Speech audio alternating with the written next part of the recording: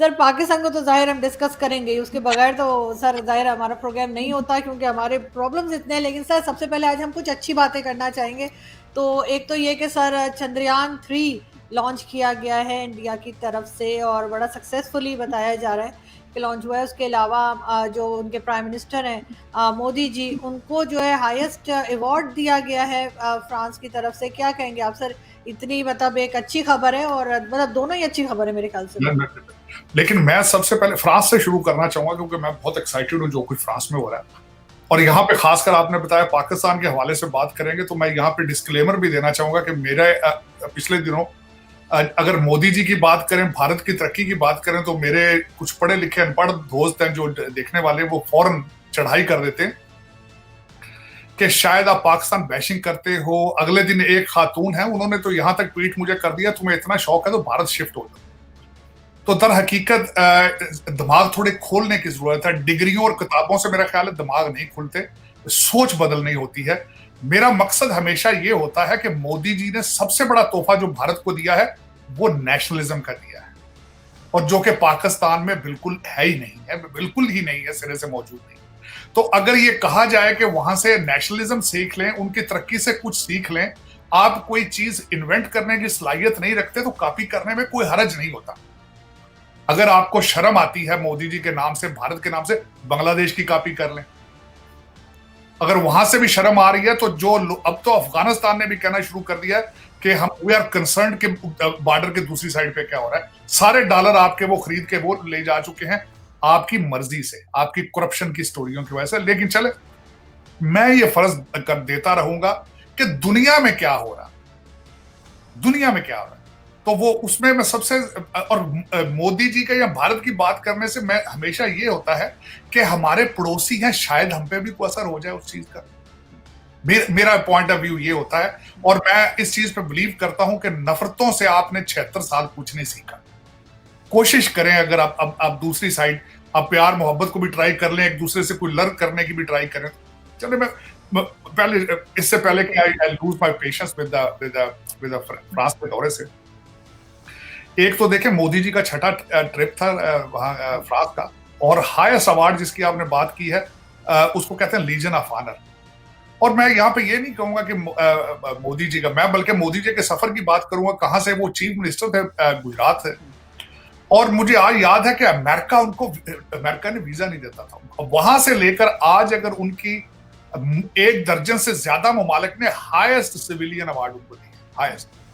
तो ये बहुत एक्स्ट्रा ऑर्डिनरी ट्रैवल है बड़े शॉर्ट पीरियड में। और ये आप जिस तरह जितनी मर्जी नफरत करते रहे, लेकिन ये दुनिया के अंदर एक ये रैकेट बन रहा है, तारीख बन रही है, उसको आप डिनाई नहीं कर सकते, चाहे जितना मर्जी आप उसमें बात कर ले, कोई ऐसी बड़ी बात नहीं। अब उससे आगे जो जो चीजें मैं हिस्टोरिकली बताना चाहूंगा आपको, कि फ्रांस के साथ जो रिलेशनशिप भारत के हैं वो नए नहीं है। जब यूनाइटेड भारत था तो उस वक्त दो जंगों के अंदर जो थे वो हमारे भारतीय जो सोल्जर थे उस वक्त के, यूनाइटेड भारत के, 19 सितंबर 1915 में 900 सिख जो थे वो शहीद हुए थे फ्रांस में, फर्स्ट वर्ल्ड वॉर।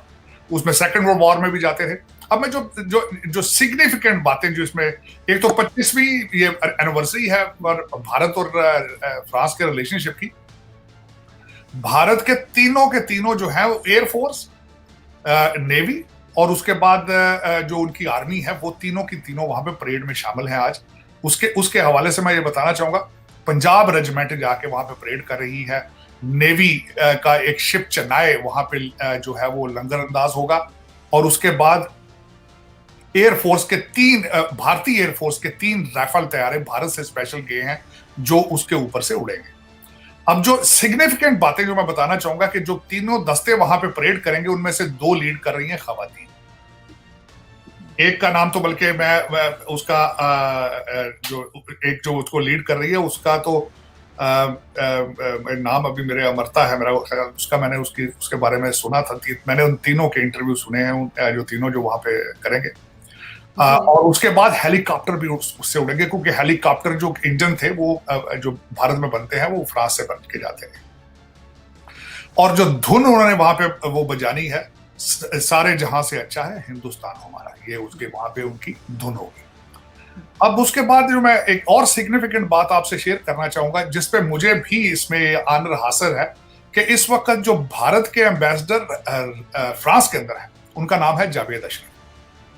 तो आज से तकरीबन 20-25 साल पहले मैं एक अमेरिकन डेलीगेशन के साथ भारत गया था, और मुझे भी उनसे मुलाकात का शर्फ हासिल है। और बल्कि वहां पे एक इवेंट के अंदर ही वॉज अ स्पीकर।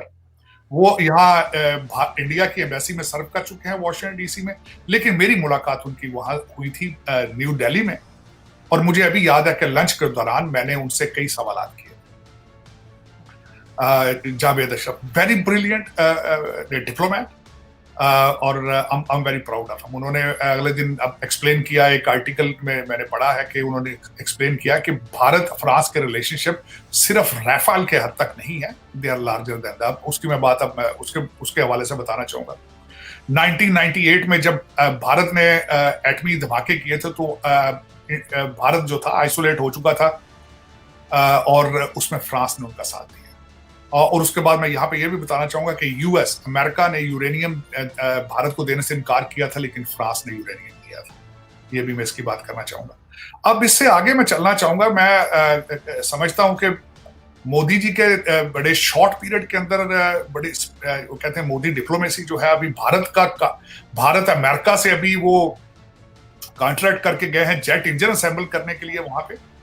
यहाँ पे ये जो राफेल है, ये दासू ऑर्गेनाइजेशन है फ्रांस की, और अलायंस जो है भारत की है, ये मिलके करेंगे, बनाएंगे इनको। इनके काफी इक्विपमेंट जो इन तैयारों के वो भारत के अंदर असेंबल होंगे। 51% उस जो ऑर्गेनाइजेशन है, जो लिमिटेड इन्होंने कंपनी बनाई है, उसके 51% शेयर जो है अलायंस के। और उसके बाद मैं यहाँ पे ये बताना चाहूंगा, पहले तो हम ये 26 राफेल तैयारों की बात कर रहे हैं, 36 पहले ले चुके हैं। भारत के पास अब 80 राफेल तैयारे होंगे। अब राफेल तैयारे जो है, राफेल तैयारे जो इनकी मैं बताना चाहूंगा कि इसकी सुप्रीमेसी क्या है, या इसकी वर्ल्ड स्टैंडिंग क्या है। इसको कंपेयर किया जाता है F-18 हार्नेस्ट के साथ, अमेरिकन जो F-18 है। बल्कि गोवा में कुछ साल पहले दोनों को टेस्ट किया गया था, तो उसमें Rafale was more stronger than the F-18। तो उसके बाद डिसीजन लिया गया था इसको। अब ये जो तैयारे लिए जा रहे हैं, ये जो शिप कैरियर है, वहां से ये उड़ने की सलाहियत रखते हैं। मरीन जो अभी रिसेंटली लिए हैं, तो ये जो इंडियन शिप कैरियर है क्रांत, गोवा में पोस्ट होगा, और उसमें 8 जो है ये तैयारे जो होंगे, ये राफेल उसके ऊपर रहा करेंगे। अब उसके बाद मैं बताना चाहूंगा आपको कुछ, उन्होंने स्कॉर्पियन जो इन्होंने 3 आप-दोजें ली हैं, जो फ्रेंच मेड है, बल्कि ली नहीं है, वो बनी ही मुंबई में है, इनकी अपनी पोर्ट पर बनी है, लेकिन टेक्नोलॉजी या इनकी कॉपरेशन था फ्रांस का। इस वक्त भारत के पास 16 सबमरीन्स हैं, जिसमें से 7 रशियन मेड हैं, 4 जर्मन मेड हैं, लेकिन 16 टोटल है। अब इस दौरे में मैं जो समझता हूँ, जो सिग्निफिकेंट चीजें जो मैं कुछ और बताना चाहूंगा इस दौरे के हवाले से। एक तो जब उन्होंने अपने गिफ्ट शेयर किए, तो उसमें फ्रांस ने 2 गिफ्ट दिए हैं मोदी जी को। एक उन्होंने तस्वीर दी है, उसी जिस तरह मैंने बताया है कि Sikh was marching, Sikh regiment या पंजाब रेजिमेंट, उसमें सरदार जो थे वो पगड़ियां उनकी नजर आ रही हैं, वो वॉक कर रहे हैं, और उसमें एक फ्रेंच औरत उनको रोज फूल पकड़ा रही है, उसकी तस्वीर मोदी जी को दी गई है। इन द मेमोरेंस के आपकी contribution of Indian soldiers for the French freedom. अब दूसरी जो उन्होंने गिफ्ट किया है, वो एक चेस है, उसका रेप्लिका है चेस का, वो उन्होंने दिया गया है। और चेस के बारे में यहाँ पे खासकर सिग्निफिकेंस ये बताई जाती है कि चेस वाज भारत में से शुरू हुआ था, चेस गेम जो थी। तो ये 2 गिफ्ट उनको दिए गए हैं। अब 2 चीजें जो सिग्निफिकेंट मोदी जी ने इस ट्रिप में की हैं, सबसे बड़ी अचीवमेंट उनकी मैं समझता हूं कि उन्होंने वीजों की बात की है। भारतीय स्टूडेंट्स के वीजे इजी किए जाएंगे।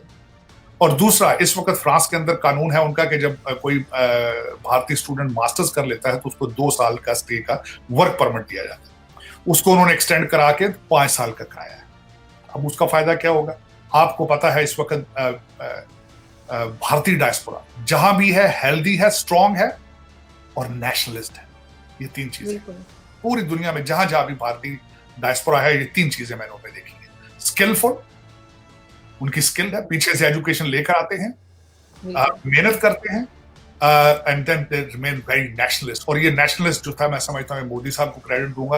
पहले चीजें कुछ और थी, लेकिन जो नेशनलिज्म का उन्होंने भारत के अंदर चीज की है, उसका असर डायस्पोरा पे आ रहा है। अब जो 5 साल भारतीय स्टूडेंट वहां पे काम किया करेंगे, देन दे विल बिकम, जरूरत बन जाएंगे फ्रांस की, और यहाँ पे फिर दोबारा बुनियादें बनेंगी एक स्ट्रॉन्ग डायस्पोरा की, to get not only financial gain होगा रेमिटेंस में, बल्कि यहाँ पे वो फ्यूचर में रह के पॉलिटिक्स में आएंगे। जिस तरह आजकल मैंने बताया था आपको कि 2 इंडियन अमेरिकन प्रेसिडेंशियल कैंडिडेट हैं, कांग्रेसमैन हैं, और हर दूसरी बड़ी कॉर्पोरेशन के सीईओ जो है भारतीय है अमेरिका के अंदर, और उसका सबसे ज्यादा फायदा किसको हो रहा है? भारत को हो रहा है, इंडिया को। दूसरी चीज जो सबसे ज्यादा बड़ी मैं समझता हूँ उन्होंने की है कि वो यूपीआई जो है उसको उन्होंने, यूनाइटेड पेमेंट सिस्टम जो है उनका, उसको उन्होंने जो भारतीय विजिटर आया करेंगे, बल्कि मोदी जी ने अपनी स्पीच में कहा है कि उसका जो स्टार्ट है वो फ्रांस पेरिस से होगा, और वहां पे लोग जो हैं एफिल टावर पे अपने फोन के जरिए। एकलव्य न्यूज इंडिया, अंतर्राष्ट्रीय खबरों का मंच।